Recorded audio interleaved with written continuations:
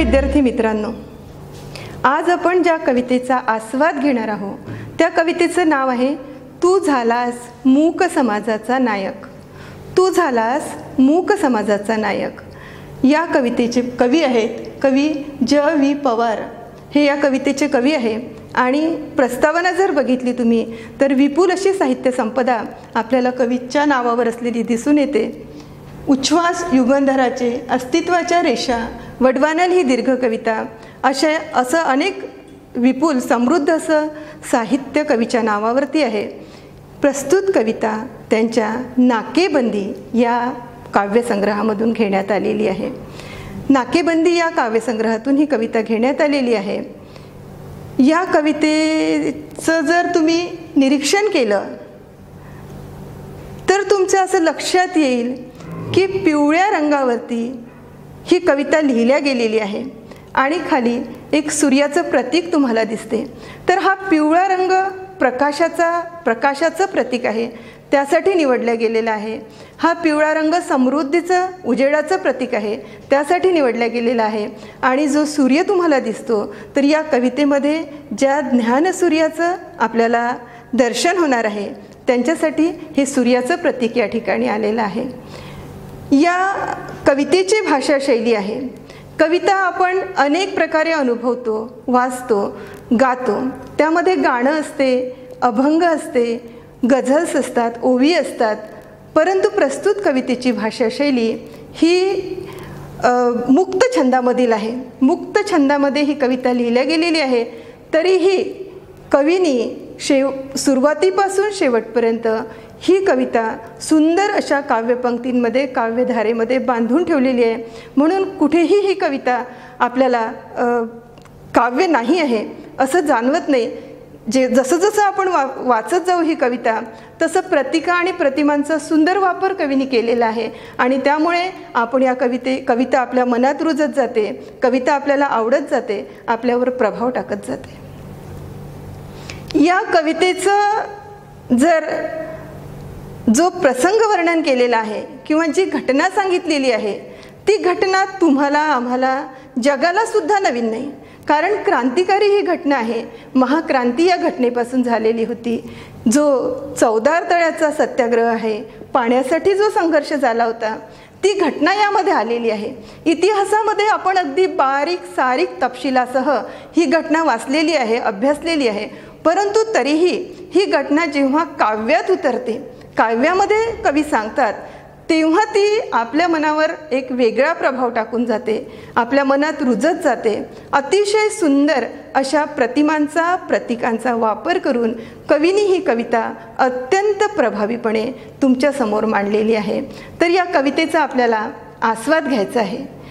ही कविता जेव्हा चौदार तळ्याच्या संग्रामाला, जेव्हा चौदार तळ्याच्या संघर्षाला 50 वर्ष पूर्ण झाली, त्या निमित्ताने कवीने एक आठवण म्हणून ही कविता लिहिलेली आहे। हे एक गौरवगीत आहे। या चौदार तळ्याचे संघर्षाचे जे नायक होते, जे महानायक होते, त्यांच्यासाठी ही कविता लिहिल्या गेलेली आहे, एक गौरव म्हणून। तर विद्यार्थी मित्रांनो, आपल्या या कवितेचं नाव आहे तू झालास मूक समाजाचा नायक। आता यामध्ये मूक समाज कोणता? त्यांना बोलता येत नव्हतं का? त्यांना बोलता येत नव्हतं, पण त्यांना त्यांच्या अधिकारांची, हक्काची जाणीव नव्हती। वर्षानुवर्ष, शेकडो वर्ष एकाच दिशेने, एकाच अंधाराकडे त्यांचं तोंड होतं आणि कुठल्याही प्रकारची, म्हणजे आयुष्यामध्ये जगणं कठीण, मरण सोपं असं त्यांच्यासाठी झालं होतं। म्हणजे एक दोन समाजामध्ये दरी पडली होती। एक शिखर होतं आणि एक दरी होती। शिखरावरती उच्चवर्णीय प्रस्थापित समाज होता आणि खाली ज्याला दलित म्हटलं गेलं, ज्याला बहिष्कृत म्हटलं गेलं, असा बहिष्कृत भारतातली लोक या दरीमध्ये लोटल्या गेलेली होती। आता असं म्हणतात की अन्याय सहन करणारा हा अन्याय करणाऱ्यापेक्षाही जास्त दोषी असतो। परंतु वर्षानुवर्षापासून एवढ्या खोल दरीत ही जनता लोटल्या गेली होती, हा बहिष्कृत भारत लोटला गेला होता की त्यांना कुणाच्या तरी हाताची गरज होती, कुणाच्या तरी आधाराची गरज होती, त्याशिवाय त्यांना वर येणं शक्य नव्हतं। अत्यंत भीतीने ही जनता तडपत होती आणि अशा वेळी असं म्हणतात की जेव्हा धर्माला ग्लानी येते तेव्हा परमेश्वर अवतार घेतो.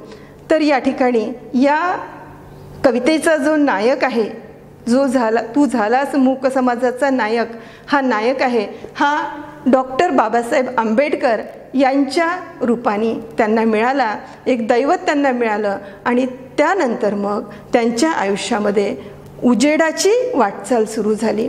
डॉक्टर बाबासाहेब आंबेडकरांनी आपल्या देशासाठी फक्त एवढीच चवदार तळ्याची घटना त्यांच्या नावावर नाही, त्यांनी परिवर्तन केलं, सामाजिक क्रांती केली, विद्यार्थ्यांसाठी कार्य केलं, आपल्याला घटना दिली. असं अनेक प्रकारचे उपकार डॉक्टर बाबासाहेबांनी करून ठेवले. म्हणून डॉक्टर बाबासाहेब हे आपल्याला नेहमी प्रातस्मरणीय आहे, आपण त्यांना कधीही विसरू शकणार नाही. तर हेच गौरव डॉक्टर बाबासाहेब आंबेडकरांचं कवीनी या कवितेमध्ये केलेलं आहे. तर आता आपण ही कविता पाहायला हवी, वाचूया आपण ही कविता. तर काय म्हणतात या कवितेमध्ये कवी? आपण कविता वाचूया पहिल्यांदा की तू निघालास तेव्हा काळोखाचं राज्य होतं. तू निघालास तेव्हा काळोखाचं राज्य होतं. सूर्यफुलांनी पाठ फिरवली होती. तू मळवाटेनी जायचं नाकारलंस तेव्हा खाच खडग्यांनी तुझं स्वागत केलं.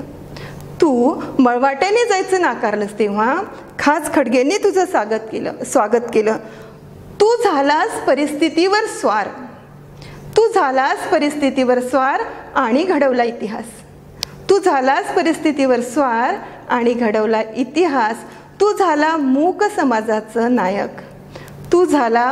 समाजाचा नायक आणि जागा केला उभा बहिष्कृत भारत. तू झालास मूक समाजाचा नायक आणि जागा केला उभा बहिष्कृत भारत. तू फुंकलेस रणशिंग तुझ्या अगाध ज्ञानाच्या बळावर.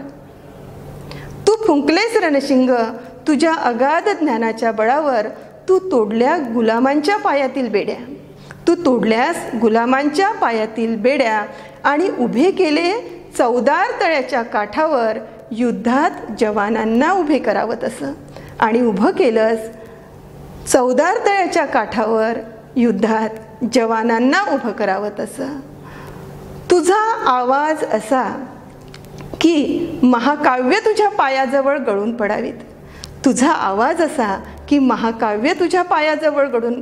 पडावीत. तुझा संघर्ष असा की काठ्यांच्या संगिनी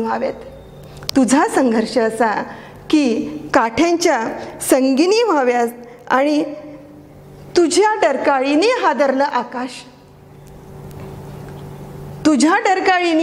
आकाश. डचमळली पृथ्वी आणि बघता बघता चवदार तळ्याला आग लागली. तुझा संघर्ष असा की काठ्यांच्या संगिनी व्हाव्यात. तुझ्या डरकाळीने हादरलं आकाश, डचमळली पृथ्वी आणि बघता बघता चवदार तळ्याला आग लागली. आज 50 वर्षांनी अनुभवतोय सूर्यफुलं तुझा ध्यास घेत आहेत. सूर्यफुले तुझा ध्यास घेत आहे. बिगुल प्रतीक्षा करताय आणि चवदार तळ्याचं पाणी बघता बघता तेही आता शांत झालंय.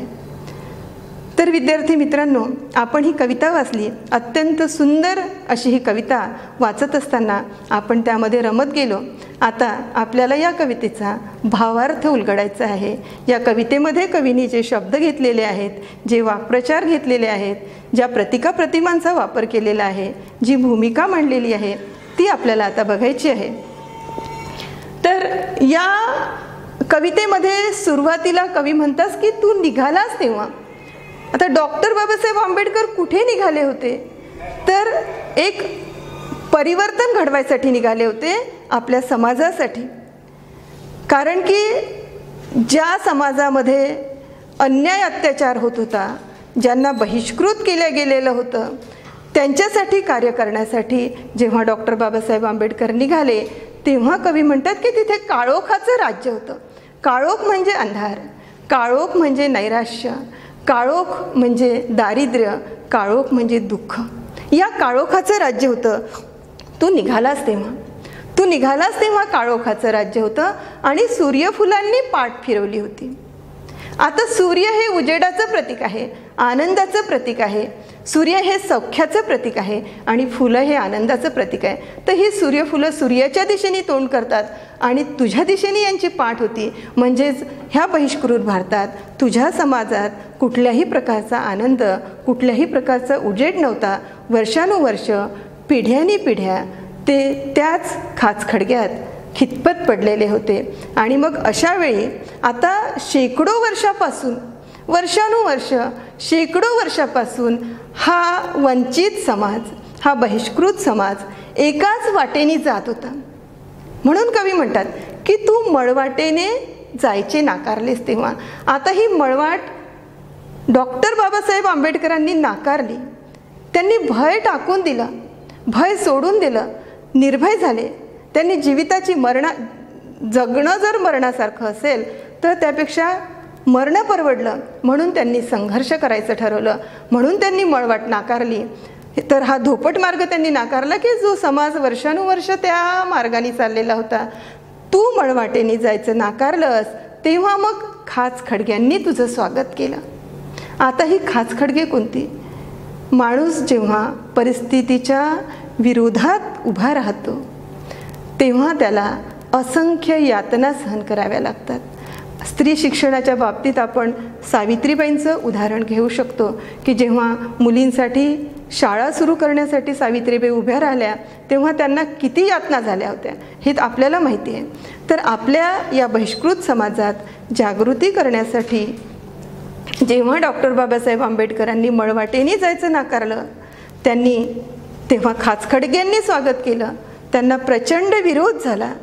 आता या विरोध कुणाला असेल तर पहिले तर विरोध केला जातो जेणे की भय दाखवलं जाते की माणूस मागे हटेल.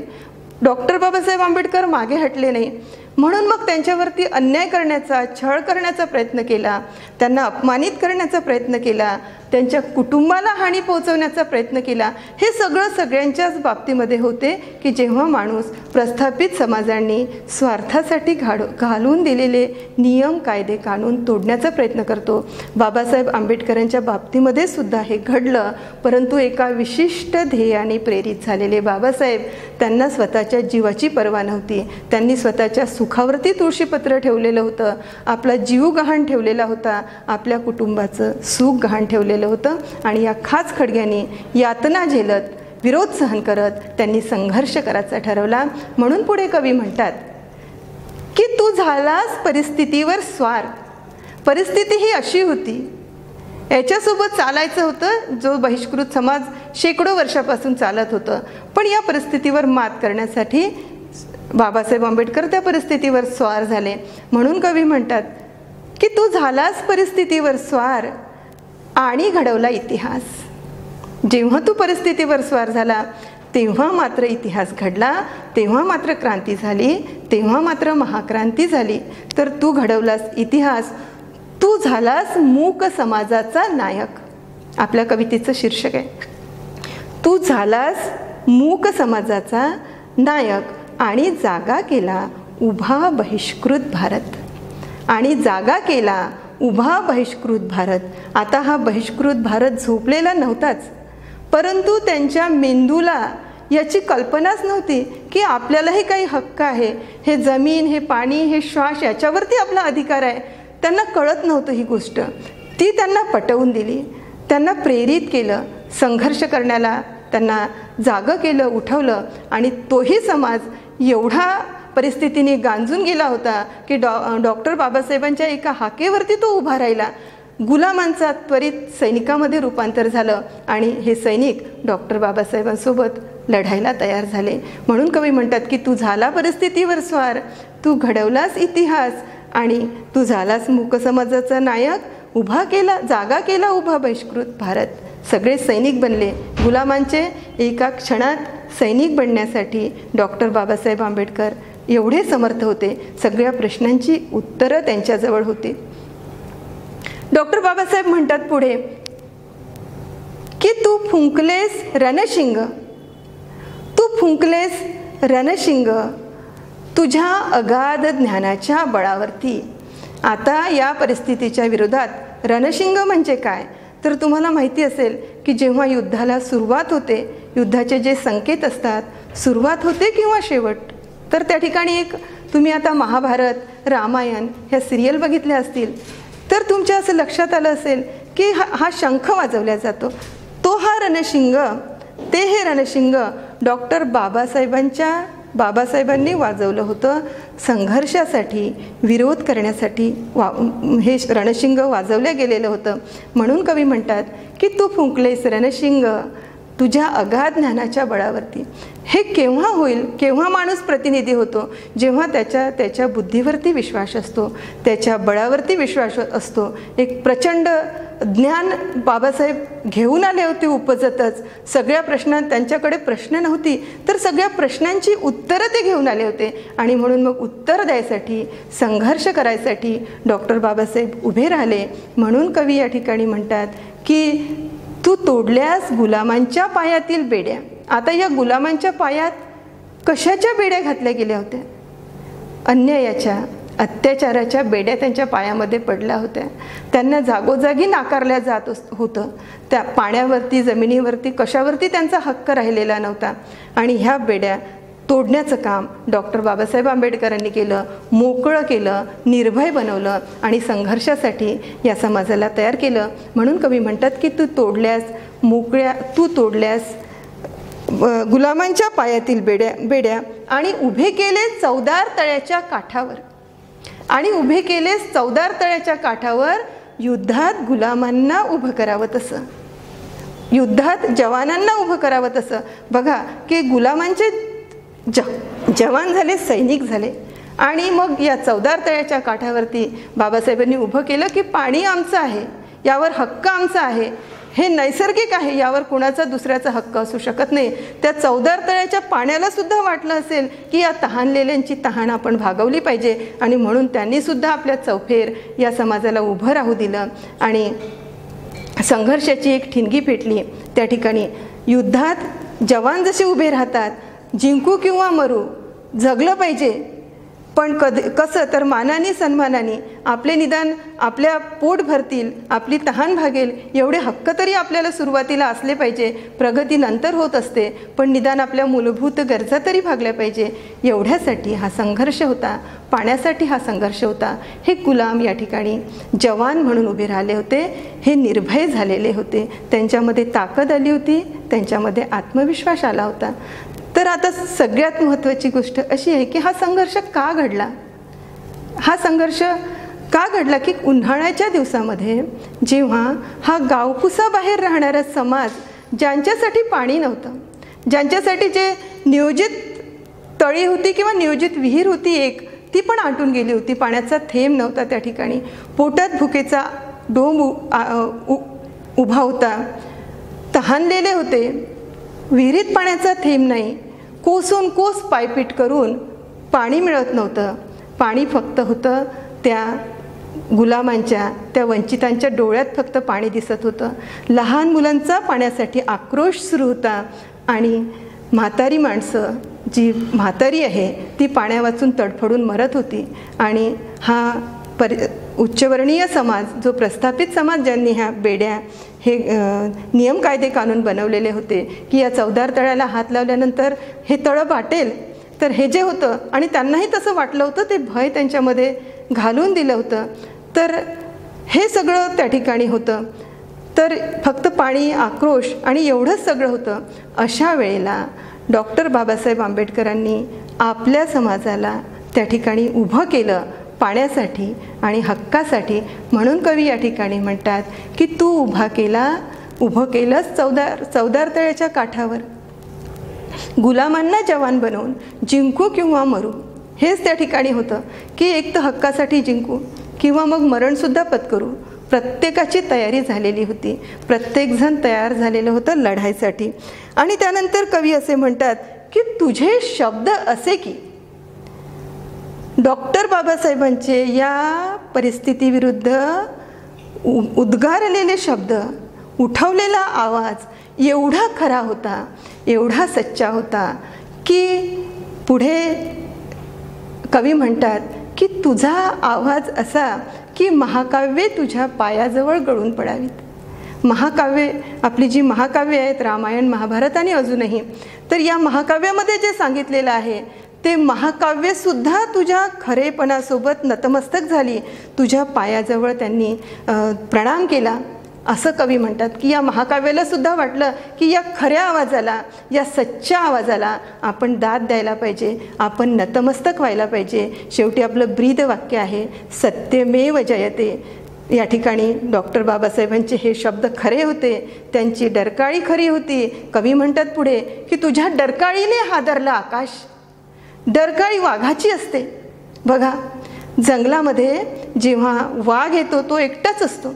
एक डरकाळी दिल्याबरोबर सगळे पशुपक्षी जंगलात फानोफान होतात, आपापल्या बिळात जाऊन दडतात. एवढी ताकद वाघाच्या डरकाळीत असते. म्हणून हे प्रतीक वापरलेलं आहे की तुझ्या डरकाळीने सगळी प्रस्थापित जनता हादरायला लागली, भयभीत झाली, दूर झाली. तुम्हाला तुमचा हक्क ते नाकारू शकली नाही. आणि तुझ्या डरकाळीने हादरला आकाश, डचमळली पृथ्वी. पृथ्वीवरती सुद्धा एक विलक्षण असा संघर्ष तयार झाला, एक भय तयार झालं. पृथ्वीसुद्धा हादरायला लागली. आता पृथ्वी हादरली म्हणजे हा प्रस्थापित समाज होता. यांना डॉक्टर बाबासाहेब आंबेडकरांच्या शब्दांचं, त्या खऱ्या शब्दांचं भय वाटायला लागलं होतं. आणि म्हणून म्हटलेलं आहे कवीने की तुझ्या आवाजाने हादरला आकाश आणि डचमळली पृथ्वी. आणि बघता बघता चवदार तळ्याचा संघर्ष पेटला. आणि बघता बघता चवदार तळ्याला आग लागली. आग लागली म्हणजे संघर्ष पेटला. जेव्हा की या ठिकाणी कवी म्हणतात की तुझा संघर्ष असा की काठ्यांच्या संगिनी व्हाव्यात. संगिनी म्हणजे बंदूक, संगिनी म्हणजे बंदूक. आता काठी घेऊन तिथे असं नियम घालून दिला होता की जो बहिष्कृत समाज आहे त्यांनी आपापल्या हातात काठी घेऊन यायचं आहे. कोणी विरोध केलास त्याच्यासाठी उपयोगात ती काठी आणायची आहे. म्हणून कवी म्हणतात की या काठ्यांच्या संगिनी झाल्या होत्या. बंदुकीला जसं आपण घाबरतो, त्यातून कधी गोळी सुटेल याचा नेम नसते, तसं या काठ्यांना ही जनता, ही प्रस्थापित जे अन्याय करणारी आहे ती हादरणार होती. आणि म्हणून त्या संगिनी झाल्या असं म्हणतात. या ठिकाणी आपल्याला राष्ट्रसंत तुकडोजी महाराजांचं पण एक वाक्य असं आहे की जेव्हा 1942ला इंग्रजांचा विरोध झाला होता, त्यावेळेला त्यांनी जे एक पद लिहिलं होतं त्यामध्ये त्यांनी म्हटलेलं आहे की पत्थर सारे बम बनेंगे, पत्थर सारे बम बनेंगे, भक्त बनेंगी सेना. तर तसंच या ठिकाणी पण झालेलं होतं की काठ्या बंदुकी झालेल्या होत्या, गुलाम सैनिक झालेले होते, सेना बनलेली होती, विरोध सुरू झालेला होता. डॉक्टर बाबासाहेब आंबेडकरांनी या चवदार तळ्यावरती जे पहिल्यांदा ओंजळी, त्या ठिकाणी पवित्र हातांची त्यांच्या ओंजळी त्यांनी पाण्यात घातली आणि पाणी प्राशन केलं, तेव्हा या चवदार तळ्यातील पाण्याला सुद्धा किती आनंद झाला असेल की तहानलेल्याचं तहान भागवण्याचं पुण्य त्याच्या वाटेला आलेलं होतं. आणि म्हणून कवी म्हणतात की या ठिकाणी सत्यमेव जयते, सत्याचा विजय झालेला होता. तर अशा प्रकारे डॉक्टर बाबासाहेब आंबेडकरांनी या चवदार तळ्याचं सुंदर वर्णन, या संघर्षाचं सुंदर वर्णन या कवितेमध्ये केलेलं आहे. इतिहासामध्ये आपण शिकतो, परंतु या प्रतिमांचा जेव्हा आपण वापर करतो तेव्हा एक प्रसंगच आपल्यासमोर त्यांनी उभा केलेला आहे. म्हणून ही कविता आपल्या काळजात रुतत जाते. विद्यार्थी मित्रांनो, शेवटी 50 वर्षानंतर, आता तर बरेच दिवस झालेले आहे, 1920 सुरू आहे, पण 50 वर्षानंतर एक गौरवगीत म्हणून हे लिहिलं गेलेलं आहे. तर कवी म्हणतात की 50 वर्षानंतर या ठिकाणी आज 50 वर्षांनी अनुभवतोय.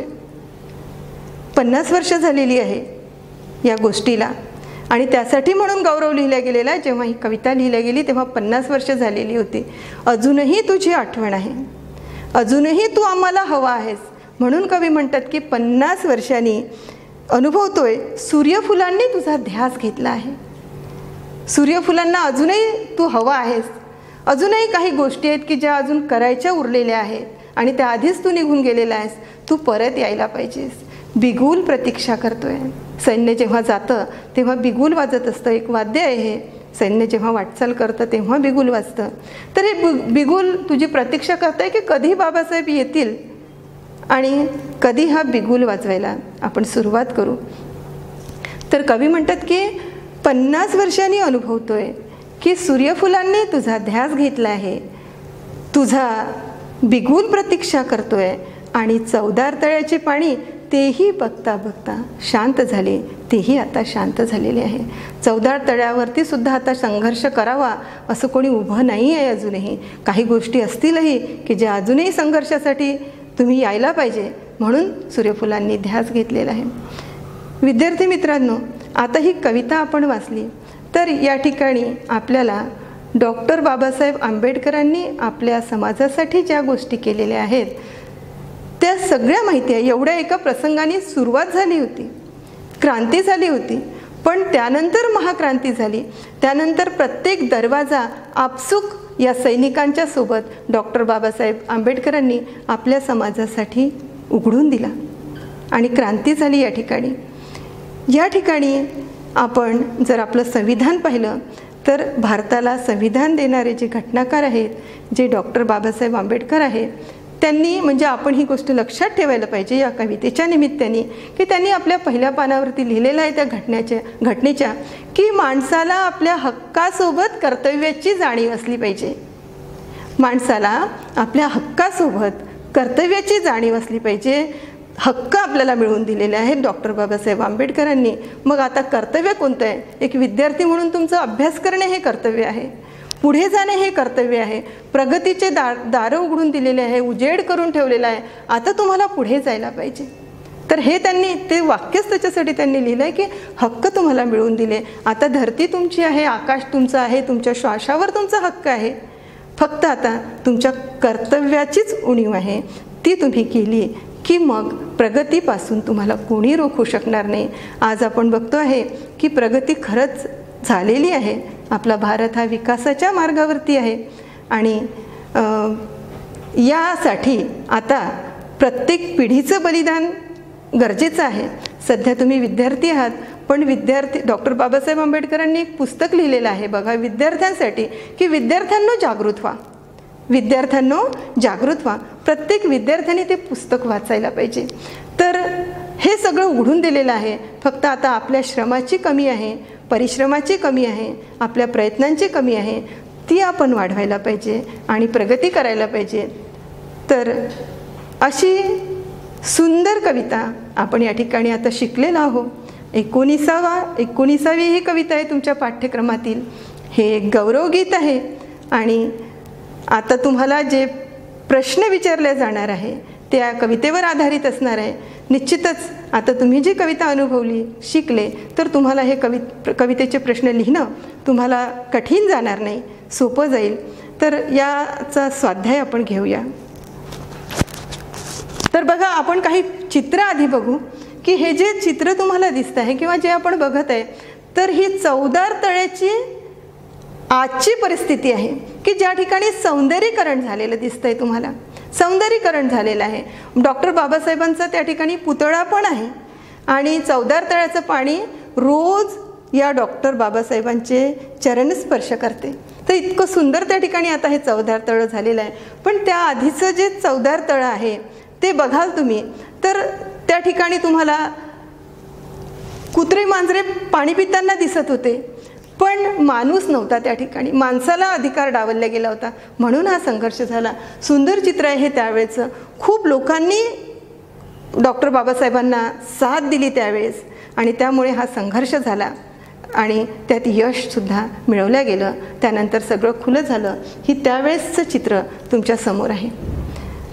त्यानंतर आपल्या महानायकांचं पण एक दर्शन आपण घेऊया. एक फोटो आहे. तर प्रातस्मरणीय असे डॉक्टर बाबासाहेब आंबेडकर, त्या निमित्ताने या ठिकाणी आपण त्यांना वंदन करू आणि त्यानंतर मग तुम्हाला या कवितेचा स्वाध्याय सोडवायचा आहे. तर या ठिकाणी स्वाध्याय तुम्हाला दिला गेलेला आहे. बघा विद्यार्थी मित्रांनो, काही नवीन शब्द याच्यामध्ये आलेले आहे. काही नवीन शब्द की जे आपल्या सहसा वापरत नाही आहे. जसं मळवाट.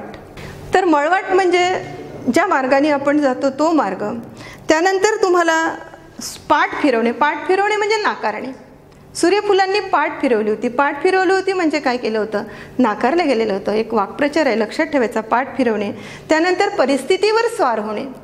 परिस्थितीवर स्वार होणे म्हणजे परिस्थितीवर मात करणे.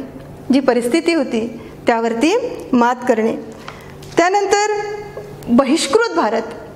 बहिष्कृत भारत म्हणजे नाकारलेला भारत, ज्यांना नाकारलं गेलेलं होतं. गुलामांच्या पायातील बेड्या तोडले. बेड्या तोडल्या म्हणजे अन्याय अत्याचार यापासून लोकांना मुक्त केलं.